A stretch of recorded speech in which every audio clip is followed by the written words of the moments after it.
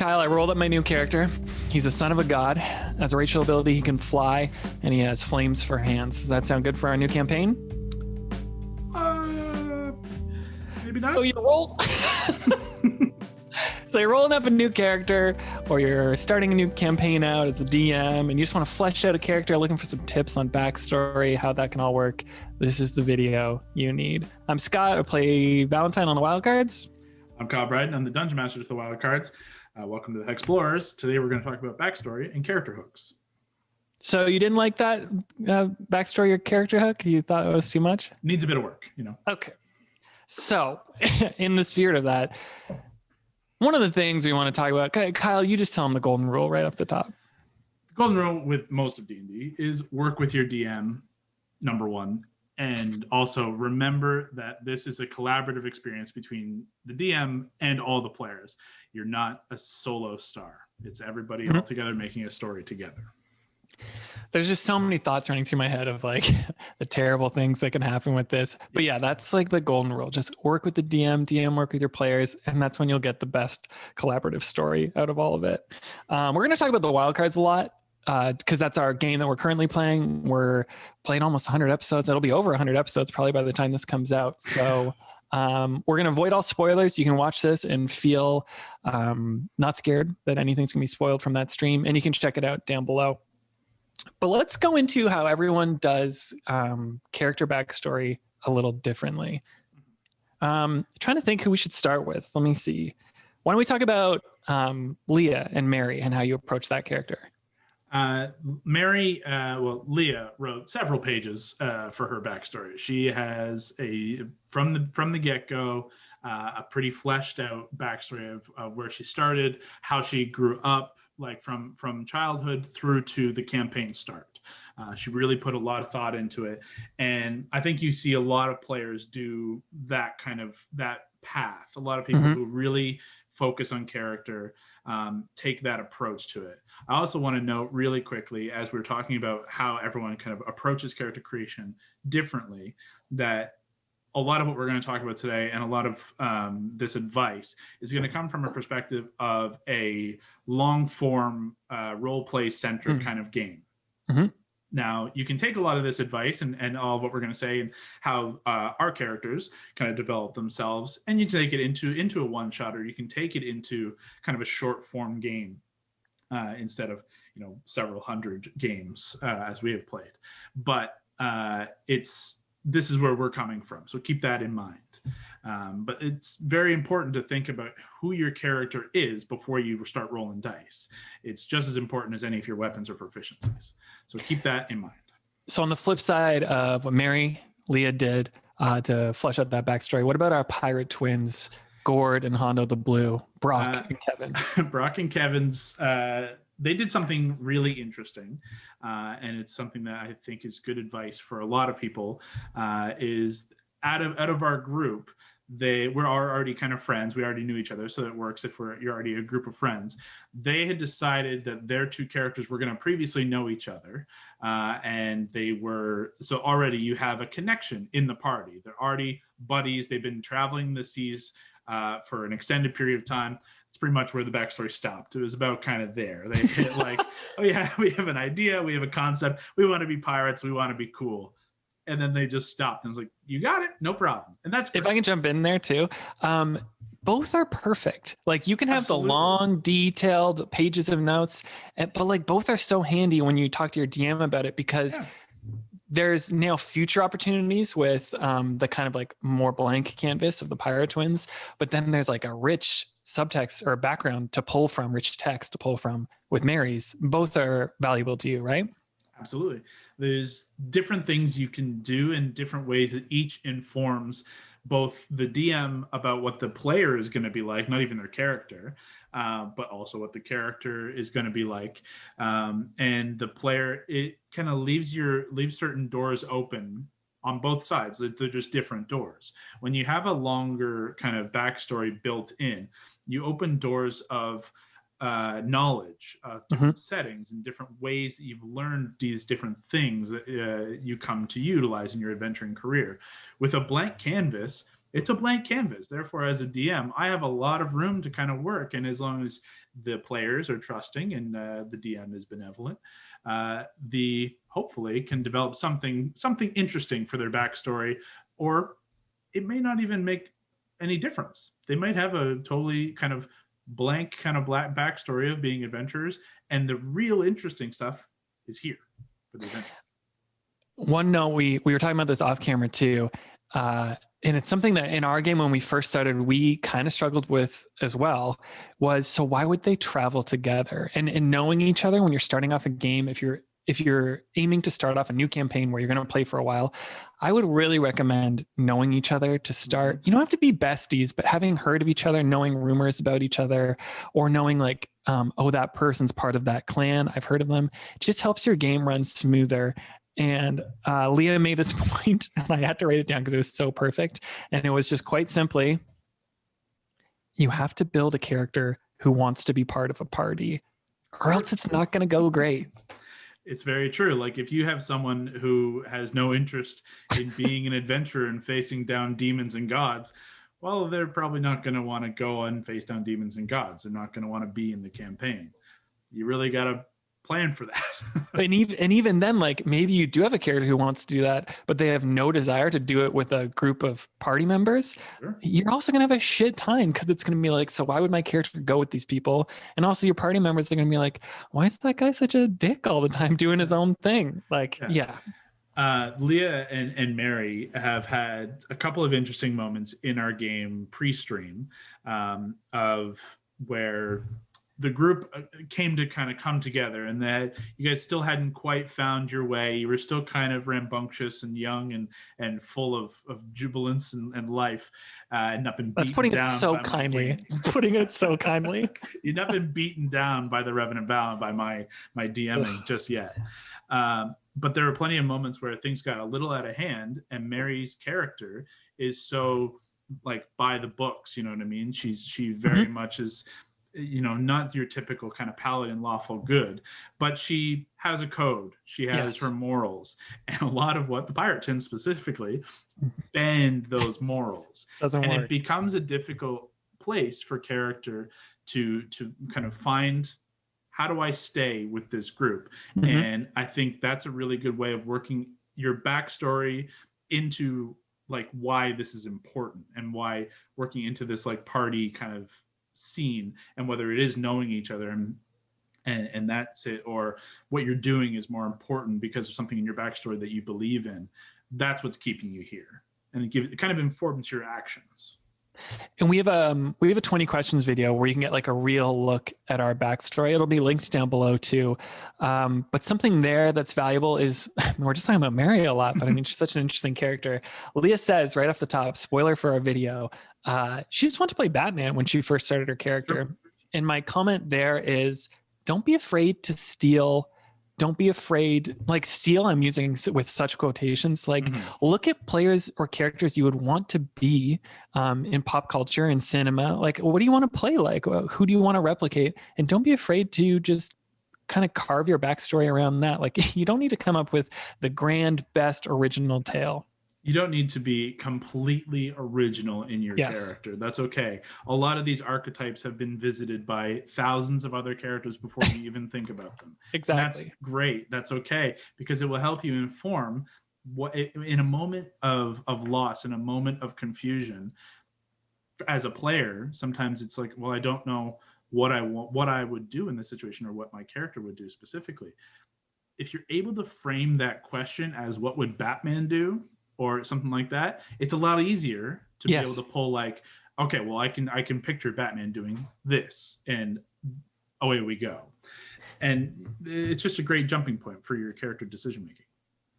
So both people kind of approach you. Mary approaches you, Leah approaches you. She's got like a backstory with pages and stuff. Like, what's that conversation like? I mean, we had that conversation as Val coming to you and me being like, these are some things I think would be neat for my background. Like, how did you like to approach that from a collaborative point of view? I thought it was really interesting that every one of our players had a very different approach to how they were building their character, how we had that conversation as DM and player, and how it executed when we hit the game. to Leah, it is a little different. We had a months-long conversation because we're married and we were constantly talking about D&D. So it was a lot more of character building, but also world building simultaneously. Mm-hmm. So Mary comes from Arendelle, which is the capital of the province of Xander in our world of Visaria. When formulating that and while formulating Mary, I used a lot of what she was talking about to help world build. We kind of did a collaborative world build of this city.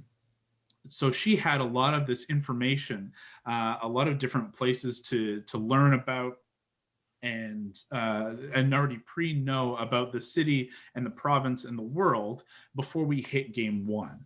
So mm-hmm. we had like multiple essentially session zeros, just the two of us.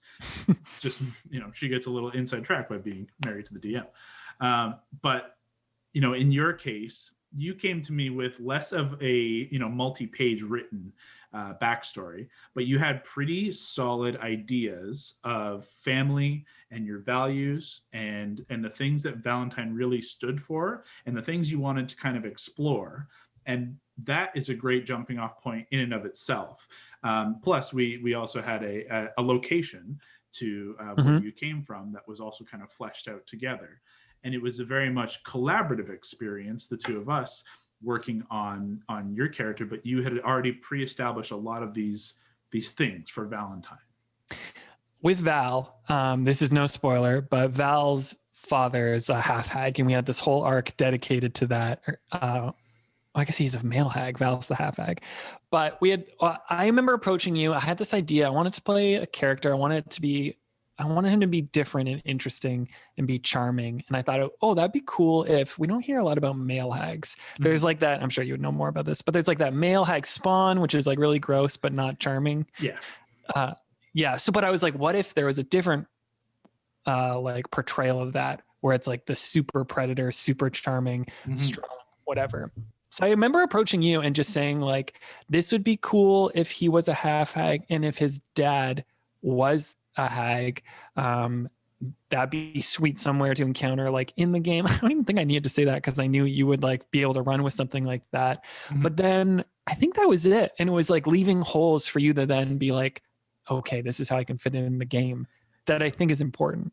Character building with the intention to, pardon me, to leave holes for the DM or for other players to almost explore through RP and conversation, but leaving holes for things that your character doesn't know or wants to find out, and being willing to let me do the work, essentially, as the DM, to come up with something that that will fit well into the narrative. Mary had a lot of those in her backstory.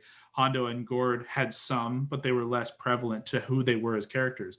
With Valentine, the idea one was, as you approached me with the idea of male hags, in traditional D&D, hags are all female, and as you said, mm-hmm. male hags, when they are born, are these kind of weird, almost troll-like spawn, and they're gross, they're bad, they're kind of just, they're not fun. They definitely don't want to play one.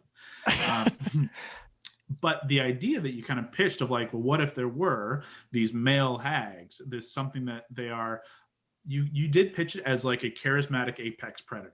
Mm-hmm. I was immediately like, that sounds awesome. That sounds like a really cool idea. One, I can use that as a villain, and that's mm-hmm. great. I already have a pre-established campaign villain at some point in the game, and it did take 30 games before mm-hmm. we actually hit it, which was nice. It wasn't something we jumped right into, but it was something that we worked on together, and you didn't even know whether it was going to come to fruition or not. It was a really great surprise and hook for me to grab, and a hole that you left in your backstory that I could utilize, that informed your decisions and informed me as a DM to make something that is going to really impact you as your character. And I think, I should have stipulated or said, Val didn't know that he's a hag. That's and correct. So that was like something that I remember us talking about, is like, so I would really like for this to be his like history. He has no idea about this, but I think this would be cool to explore. And I think that's like a neat idea too, to be like, here's the background that I obviously, as a human being creating this character, know, but this is something I'd like my player to discover and explore. And I think we were talking about that, like having backstory like that can show up. I just think I saw a video of it the other day of Percy from Critical Role, Taliesin in Campaign 1. There is a moment in their game where the Briarwoods come up for the first time. And in this video, they just zoom in on his face and just him reacting to the fucking Briarwoods, like in knowing they're in Whitestone.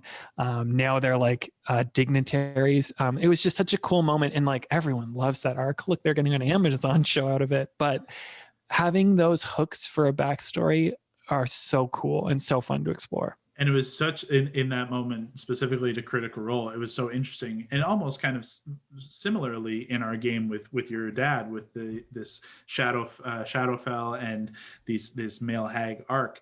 It was when introduced in that moment, Taliesin knows what it means. No one else has any real inkling, right? It's just, okay, they're the Briarwoods, cool, no worries. To when we start getting into hag territory, everyone's like, okay, well, there's something going on here, but like it's just standard adventurer fare. But there were several moments that you found it was definitely more connected to you and your family, and that was an individual experience that became shared with the group. And I think through that adventure, it really shaped a lot of how we went forward with these characters.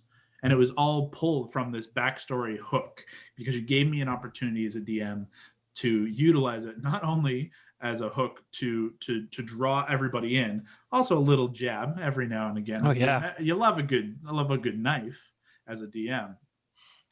But I think it really brought everyone together as it was drawn from within the party. One more thing I wanted to say was, and we talked about this in another video with like role-playing tips, and it's don't keep your backstory too close to the chest either from the party, because like you said, being inclusive, allowing other people into your backstory so they can help flesh it out, makes for such a richer game. And I can recall in our earlier games, I think we were all new to D&D. We're just trying to have fun with it, but we like weren't sharing. We were holding a lot of secrets. Yeah. And so it made it pretty boring in terms of like a lack of RP. Did you notice that too? It was difficult to draw RP out. And part of it was just being new to D&D. Yeah. For all of us as DM and as players, like role play takes time. Role play really takes a lot of time to really develop, and for you develop into your character and to play as your character in these moments. It takes a lot of time. It's not something that, I mean, some people are naturals out of the gate, but collectively, collaboratively, it's not intuitive necessarily. It takes a little bit of time. But that is a great way to really start, is by sharing a little bit of backstory, by getting into a little bit about why you're here, what you're interested in, what you want to do. That's just a great way to start a conversation, which starts role play rolling. Even like, so to pull another example, this time from season 2 of Critical Role, Mighty Nine, I think of Yasha, and I won't spoil anything, but Yasha's character gives these breadcrumbs of collecting flowers. Yeah. And when you find out why, it is such a rich reward. I won't say like the emotional response I had, but it was so great, because this is something backstory wise she's been putting out there, not hoarding to herself. And so then when it does get to pay off, it's just that much more resounding. And it informs action. It's something that she made a point of going out and doing, and with no prompt, with no something she just voluntarily says, she goes out and does. If someone had questioned her, I can't remember if someone did ever ask, but I have to imagine they didn't. Otherwise, she would have told them. She has no real reason to hide it. But when you find out, that's just such a beautiful little moment of RP that just really makes the games come to life. Ashley Johnson from Last of Us to Critical Role just wrecking me in any medium she gets across. Absolutely. So Alana and Lav are interesting because in two different ways, but they joined our game later on after there had been previous episodes in. So that's a challenge, writing a backstory when there's already a rich shared history with a party. How did you do that with Allie first? Because Allie, as she says in 20 Questions, was actually a former NPC. Yeah, Alana Brawlin was already in the world as an NPC, as this Champions Guild fighter. And we met her like once, Hondo right? had hired her to be a guide to get you guys through the mountains. Yes. for a Revenant Vow quest. You guys were after the second seal, the gauntlet that Egoth bears. And it was a whole adventure, and it was super fun. But And then outside of that, we've been talking about Allie when she could just joining our game whenever life lined up. yes. And then we like got the green light, it was going to work. And so then, yeah, how did it go from there? So she was able to finally join in, and we were at this point where, like, the game before, Hondo had met Alana Brolwyn and had made a deal with her for her to kind of lead you guys through the mountains. And when I spoke with Allie for the first time about the game, about what she wanted to do, she was incredibly open to anything. And I kind of said, like, well, there are a couple of NPC options you could jump into if these are something that would work for you, if there's something that you're interested in playing, but you can do what you want with them. Like, take over their character entirely. They are now yours, but here's some options. And I gave her a couple of different options. One of them was Alana, and she immediately jumped at the idea of being a dwarven fighter. She liked it. She liked the idea of having this goat that would go alongside her adventures. And shouts to Keith. Yeah, shout out to Keith. But her backstory was totally changed at that point. Like, anything I had previously written for this NPC character, Alana was now a totally different character. And that was okay. That was totally fine. She brewed this like backstory of being an orphan and not knowing a family. And so immediately that's a hook of like, she wants to find a family. She wants to find either her true family or at least a found family in the Wildcards. So we explored a little bit of both as the games go on. I was going to interrupt you there, but then I thought I'd be respectful and wait.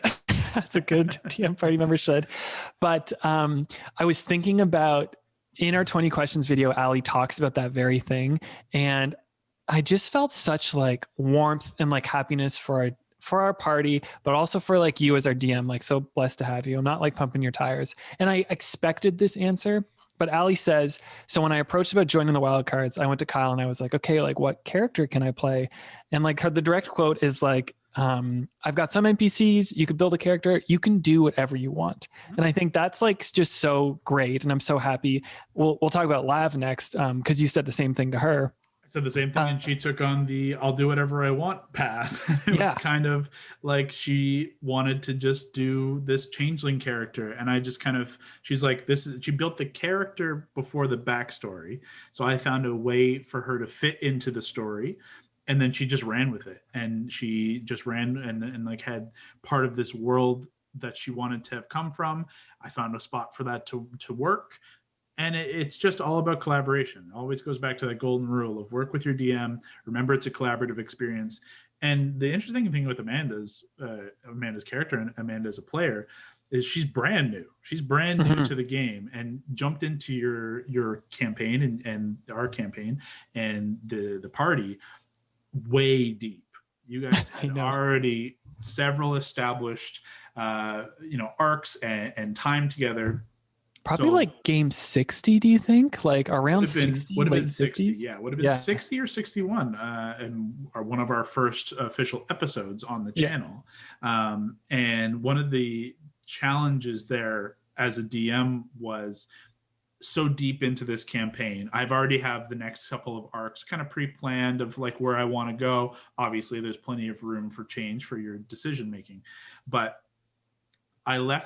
she left enough vague to her backstory and just enough intrigue in like wanting to be a part of this kind of found family, very similar to Alana, that it just fit really, really well. Everything just kind of glided into place, and the rest is history.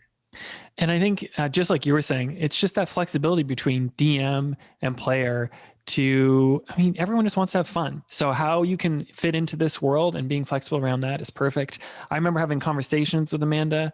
Amanda's my partner. We live together. And when she expressed interest, I thought she would enjoy it because she is silly. She does voices. So I thought she'd be a good fit. But just from like fleshing out her backstory, I gave her a little bit of a history of the Wildcards in the world. She says, you can watch the 20 questions video, she didn't want to replicate anyone else in the party. She wanted to do something different. So just like we talked earlier, we looked at movies and TV that we enjoyed, characters we really liked. From Killing Eve, there's a character named Villanelle who is such a fun, like anti-hero character to root for. And so Amanda was like, I want to play something like that. And so then, yeah, just to build off that. And then I think I specifically said, all right, now go chat to Kyle, see how that like fits in the world. And then you guys in collaboration just figured it out. Yeah, it's always going to be a bit of a challenge, even from the ground up or deep into a campaign. It's going to be a bit of a challenge to get your characters to be where you want them to be. And as a DM, it's going to be a challenge to make to do right by the characters that you players want to play. But one kind of last note I want to make as we kind of come to wrap this conversation up is it's always okay to change backstory. It's always okay to go back and rewrite, or what you find more often is as time has gone on, there are plenty of holes that haven't been filled for whatever reason. You can now fill them with things that have happened in the game. You can learn and you can grow as your character. Always leave room for improvement, for growth, for learning more knowledge, and making edits to your backstory is okay as long as you communicate it with your DM and follow that golden rule. Yeah, like growing as a character, adapting on the fly. I can see Valentine in the background there on that Wildcards thing, and he's holding his sword Heartbreaker. And Heartbreaker wasn't something Val came into the story with. It was something we found a Sunblade. And then I was just like, Kyle, would it be cool if this took on the shape of like a pink sword with like almost like a heartbroken like edge? Mm-hmm. And you were like, yeah, sure, that sounds cool. And that informs like so much of his backstory. It informed like how he met with the Summer Queen. Mm-hmm. Yeah, so don't be afraid to have jazz with it, to adapt and to improvise. But like you said, let's circle back to a golden rule: talk to your DM. It's always the big one. But the big thing, every one of you came to the game with different like intentions, with different motivations, different things you wanted to explore, different backstory approaches. But collaboratively, we've all met in the right way and all come together for the same story, and we've all had a great time. If you're looking for like backstory tips, if you have any questions about our individual characters or how to build backstories themselves, we'd love to hear it. You can throw it down in the comments below. Yep. And Kyle, of course, check out our Wildcards show. Every Tuesday, there'll be a new episode up, and you can watch us explore our characters even more. We'll be plenty more of these to come in the future, so just stay tuned to our channel. And yeah, thanks so much for watching.